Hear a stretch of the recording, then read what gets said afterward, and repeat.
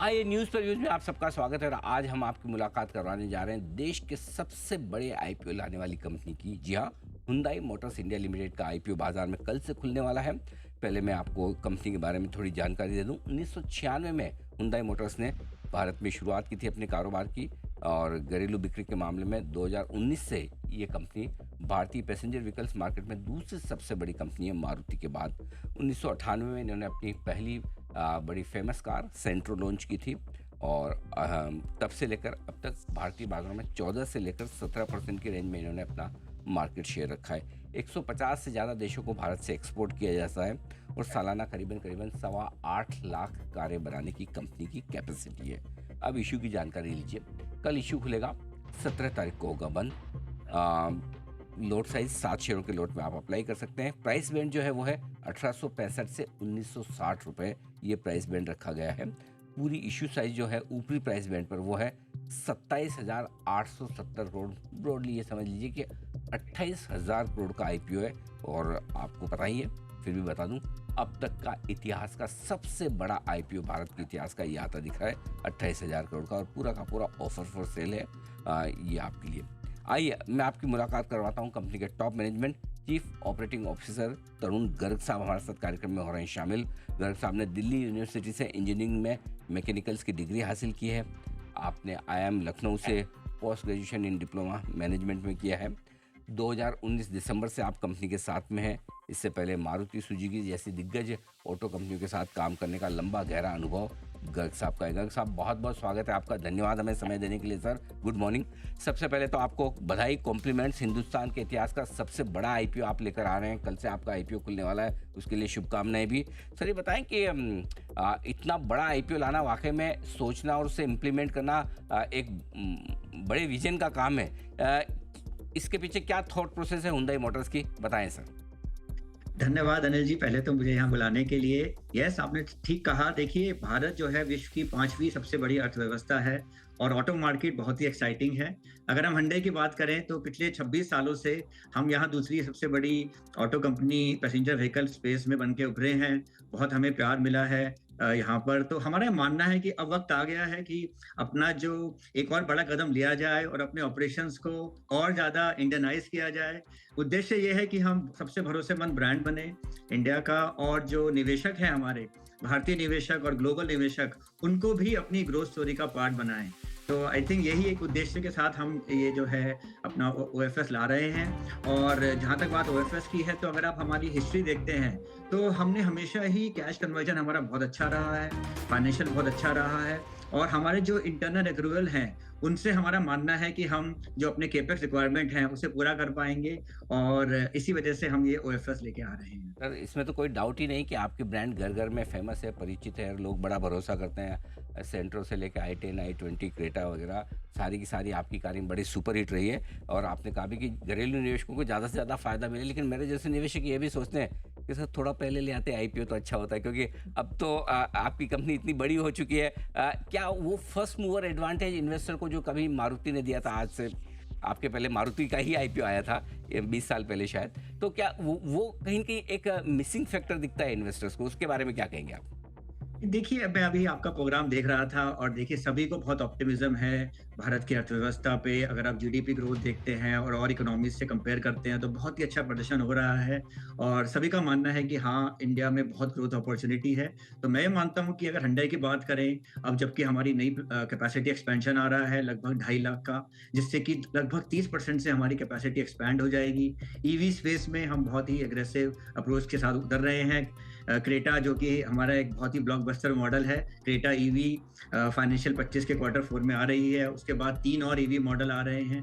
तो हमारा मानना है कि ग्रोथ स्टोरी जो है एक दूसरा फेज हुंडई का शुरू हो रहा है, और बहुत ही उपयुक्त समय है इन्वेस्टर्स के लिए भी, और ऑफ कोर्स हमारी ग्रोथ स्टोरी के लिए। बिल्कुल, आपकी ग्रोथ स्टोरी मजबूत है। अगले 10 साल में आप जो 32,000 करोड़ का कैपेक्स करने वाले हैं गर्ग साहब, क्या उसके लिए फिर पैसे की जरूरत नहीं पड़ेगी? क्योंकि आपका पूरा का पूरा ऑफर फॉर सेल है, कंपनी में पैसा नहीं जा रहा है, आपके प्रमोटर्स ले रहे हैं। तो ये 32,000 करोड़ का कैपेक्स आप अपने ही इंटरनल अक्रूवल से कर लेंगे?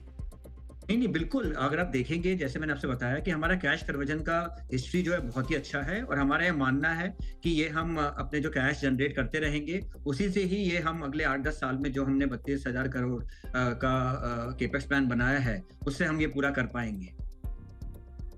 देखिए एक और ग्रुप कंपनी है उसके भी प्रोडक्ट्स उनकी भी कारें बड़ी सुपरहिट हो रही है भारतीय बाजारों में, अब रोड पर आपको देखने को मिलती है।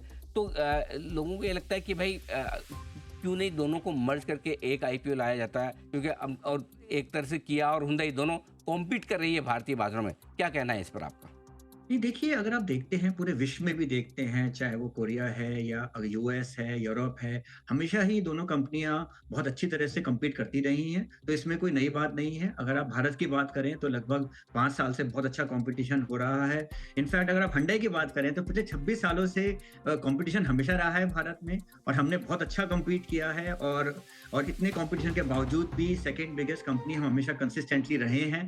तो हमारा मानना है कि जो हमारा प्रोडक्ट रेंज है, जिस तरह का हमारा नेटवर्क है, जो कि ना सिर्फ शहरों में बल्कि ग्रामीण क्षेत्रों में भी बहुत ही शानदार नेटवर्क है।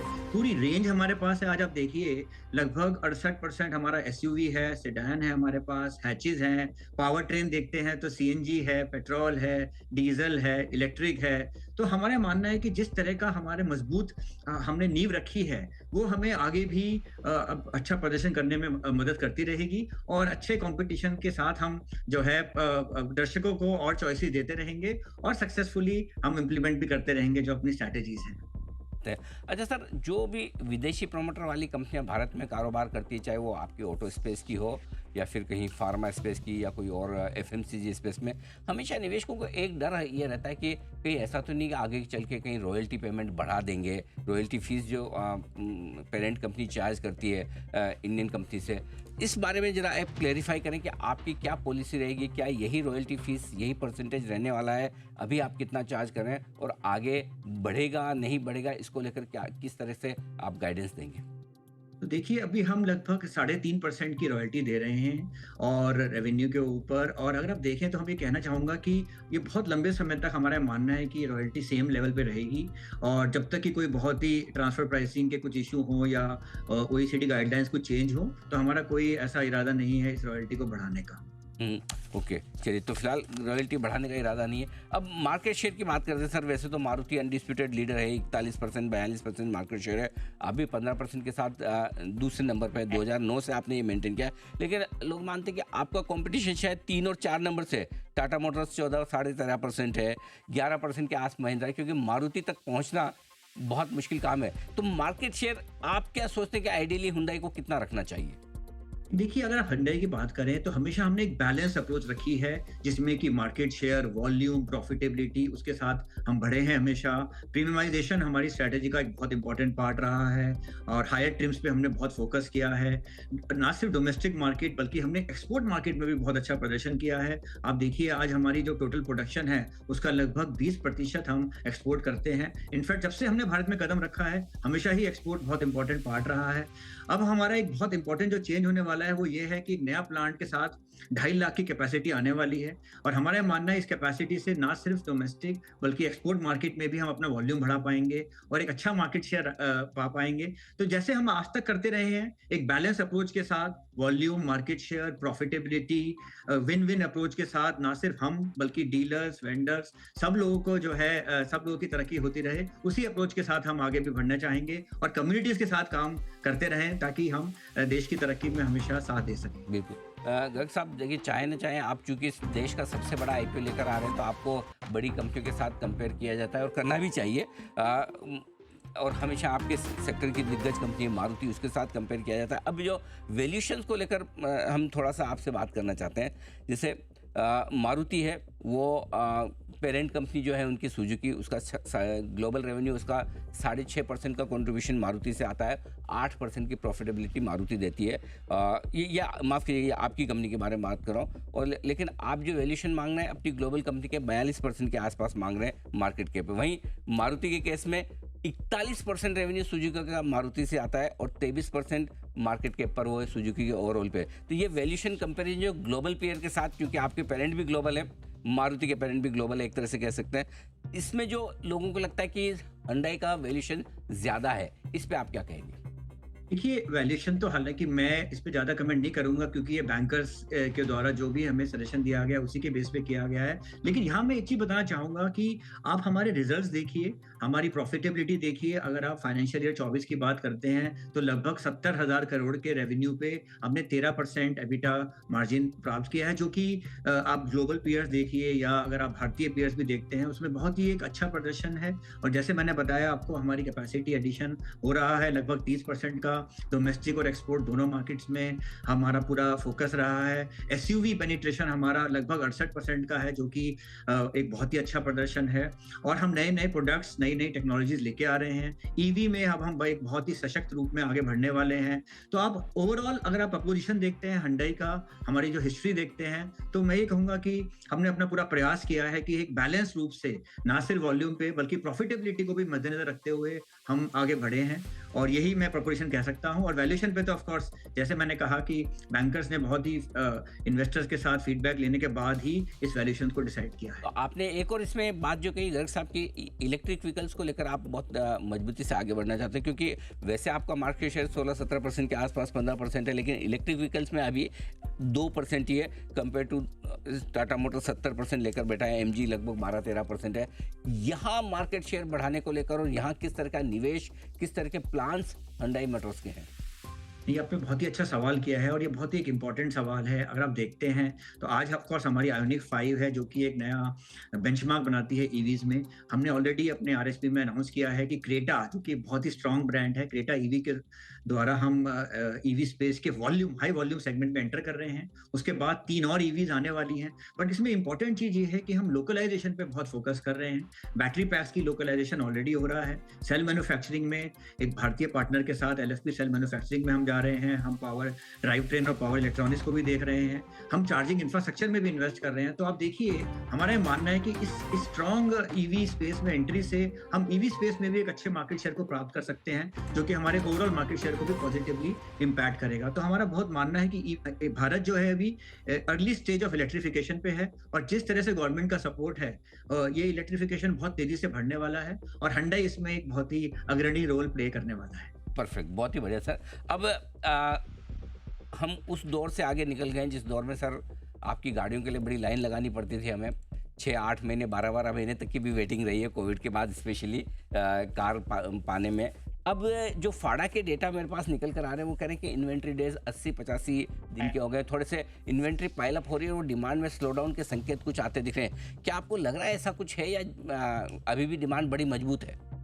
देखिए, हम बहुत ही कह रहे हैं ना कि ऑटो इंडस्ट्री बहुत ही एक्साइटिंग है। अगर आप सीएजीआर देखते हैं, चाहे आप 5 साल का सीएजीआर देखें या 10 साल का सीएजीआर देखें, तो लगभग 5% जा रहा है।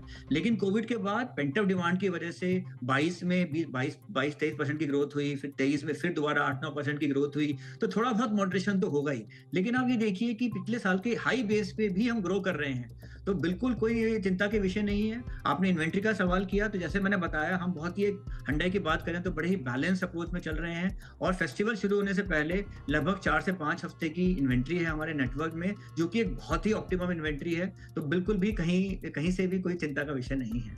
तो आपकी कंपनी को देखें, प्रोडक्ट को देखें, ब्रांड को देखें, पेरेंट को देखें, सब कुछ अच्छा नजर आता है, कहीं कोई दिक्कत नहीं है।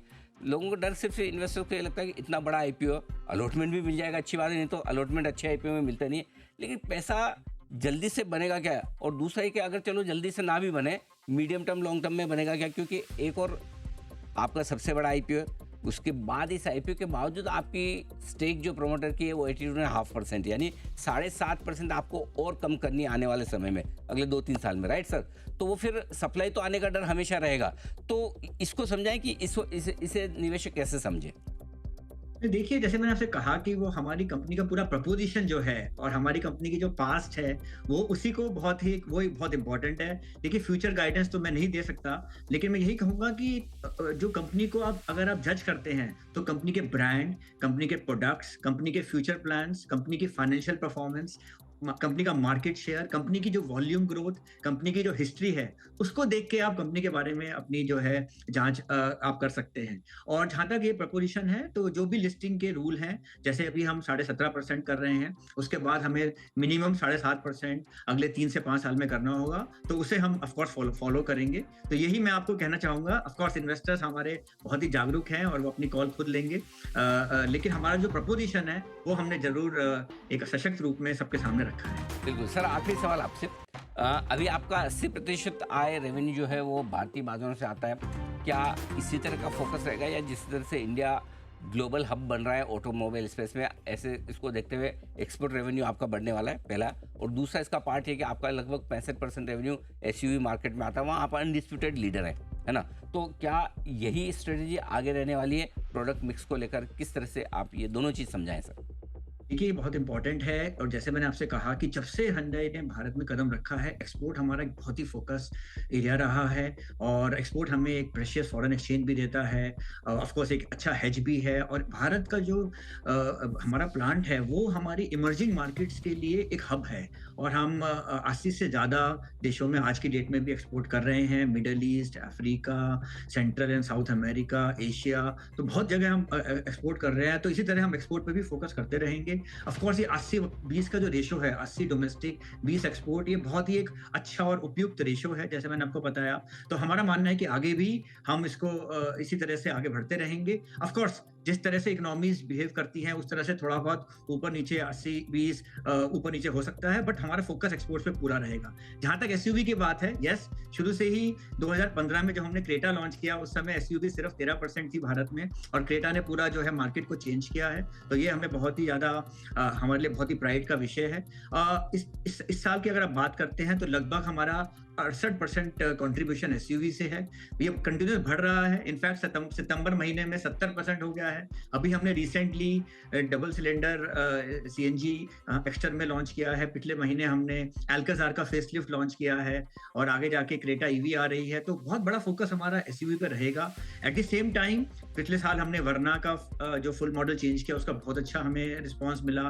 ऑफ कोर्स हैचेस में i20 और नियोस जो है बहुत ही स्ट्रॉन्ग प्रोडक्ट्स हैं। तो हम एक कंप्लीट मैन्युफैक्चरर है। पावर ट्रेन अगर आप देखिए, हमारे पास सीएनजी है, पेट्रोल है, डीजल है, ईवी है, टर्बो है, तो हर तरह का पावर ट्रेन है, ऑटोमेटिक है, 4 तरह के मैनुअल हैं। तो हम एक कंप्लीट ओईएम है। और हमारा ये मानना है कि भारत जैसे बड़े देश में अगर आपके पास सारा हर तरह का जो रिसोर्स होता है वो होता है, तो आप अपने जो कस्टमर्स हैं उनको आप बहुत चॉइसेस दे सकते हैं। और हमारा जो पेरेंट है बहुत ही स्ट्रांग है, Hyundai मोटर कंपनी, और उनके पास हर तरह की जो पावर ट्रेन है उसको बनाने की क्षमता है, और जो आई थिंक हमारे लिए एक बहुत बड़ी कॉम्पिटिटिव एज है। बिल्कुल ठीक बात है। और उम्मीद करते हैं कि आपके आईपीओ को रेस्पॉन्स भी मजबूत मिले, तगड़ा मिले। कल से आईपीओ खुलने जा रहा है। गर्ग साहब, बहुत बहुत धन्यवाद सर, आपने समय दिया और विस्तार से अपनी कंपनी के बारे में और आगे आईपीओ प्लान्स के बारे में और दर्शकों से बात की। सर बहुत बहुत शुभकामनाएं। कल से आपका आईपीओ खुल रहा है, देश का सबसे बड़ा आईपीओ है। उम्मीद करते हैं कि तगड़ा रेस्पॉन्स आपके आईपीओ को मिले। Thank you so much sir. धन्यवाद। Thank you. Thank you. Stripe.